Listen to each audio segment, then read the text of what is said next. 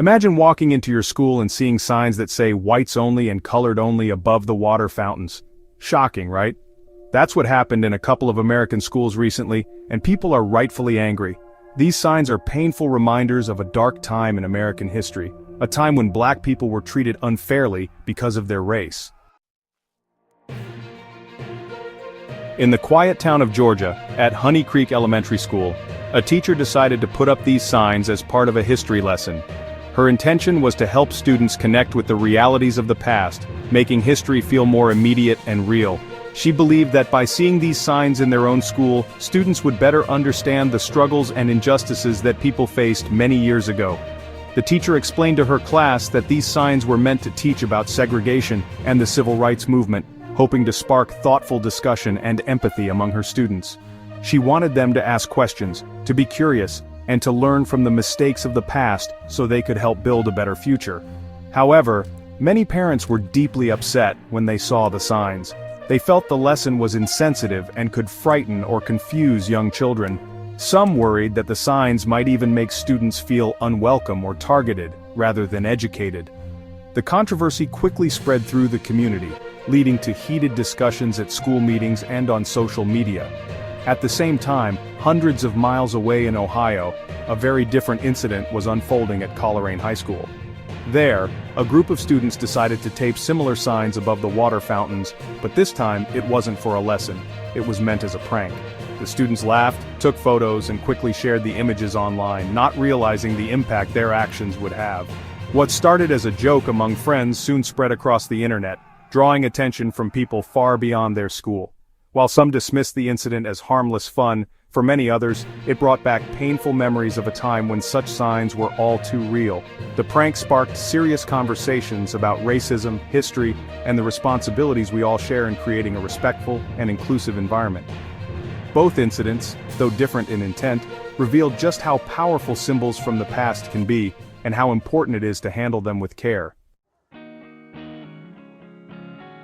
Parents in both communities were not just angry and disappointed, they were deeply hurt and frustrated by what had happened at their children's schools. Many felt that the incident was a painful reminder of issues they thought had been left in the past, but which clearly still linger today. Their voices echoed a shared sense of urgency for change. They spoke out strongly, saying these signs, regardless of whether they were meant as part of a lesson, a prank, or a so-called joke, are never acceptable. For many, the signs brought back memories of a time when such discrimination was not only tolerated, but enforced. Community members and parents reminded everyone that racism is not just a thing of the past, it's a real and ongoing problem, one that still affects families, children, and the entire community today. They called for honest conversations and real accountability. Some parents spoke passionately at meetings and to the media, insisting this is not a joke. They explained that these actions have real consequences, especially for students who already feel marginalized or unsafe. For many families, this incident was a painful reminder of a difficult history. They shared stories of past struggles, emphasizing that the legacy of segregation and racism is still felt today. "This is our history, and it's painful," one parent said, urging others not to forget. Parents demanded that school leaders listen to their concerns and take meaningful action. They wanted the schools to do better, not just by removing offensive signs, but by creating a safer, more inclusive environment for every student. Above all, parents and community members called for schools to teach kids the importance of respect, empathy, and inclusion, so that every child feels valued and history does not repeat itself. These signs take us back to a time when America was divided by race. From the 1870s to the 1960s, many states, especially in the South, had Jim Crow laws. These laws forced black people to use separate and often worse schools, restrooms, restaurants, and even water fountains. Separate but equal, they called it. But it wasn't equal at all.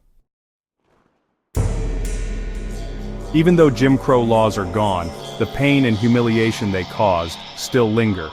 Seeing these signs today brings back those bad memories for many people. It reminds them that racism hasn't disappeared, and that we still have a long way to go. The schools involved apologized and promised to do better. The teacher in Georgia was reprimanded and the students in Ohio were disciplined. But many people felt that wasn't enough.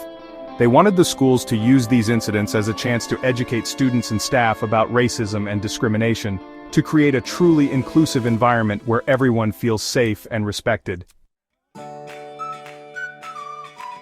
We can't erase the past, but we can learn from it. The images and stories from our history remind us of the struggles and injustices that so many people faced simply because of the color of their skin or where they came from. These moments are not just distant memories, they are lessons that shape who we are and who we want to become as a society. These incidents remind us that words and symbols have power. The things we see and hear in our schools and communities can leave a lasting impact, shaping how we feel about ourselves and each other. Sometimes, even a single word or image can bring up pain from the past, or make someone feel unwelcome in a place that should be safe for everyone. They can hurt, even if that wasn't the intention. It's important to recognize that our actions and choices matter, and that we all have a responsibility to look out for one another. When someone is hurt, it affects the whole community.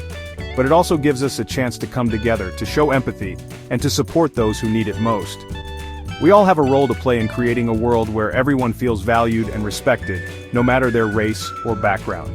By working together, we can build a future where differences are celebrated, and every person has the opportunity to thrive.